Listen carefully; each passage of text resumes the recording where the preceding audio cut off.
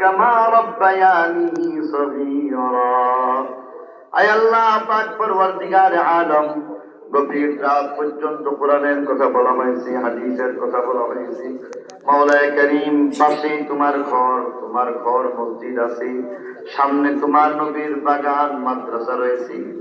কোরআনের পাখি তাদেরকে আজকে সম্মাননার পাগড়ি দেওয়া হয়েছে।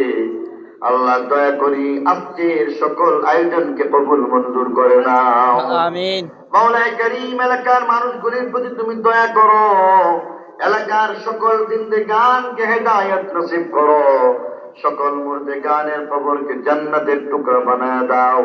আমিন। মাওলায়ে করিম, এলাকার মানুষের প্রতি আমাদের মুহাব্বত, আল্লাহ তাদের প্রতি আমাদের মুহাব্বত এই জন্য তারা তোমার নবীর বাগানকে ভালোবাসে। মাওলায়ে করিম, যারা এমন ভাবে মাদ্রাসার আয়োজন করলেন, জায়গা দিলেন, বিল্ডিং বানাইলেন, আল্লাহ মাদ্রাসার প্রয়োজনে যারা টাকা পয়সা দান করলেন, ভবিষ্যতেও যারা এমন ভাবে দান করতেছেন, পিছনেও যারা দান করেছেন, মাওলা দয়া করে তাদের প্রত্যেকের দান অনুদান গুলিকে কবুল মঞ্জুর করে নাও। আমিন।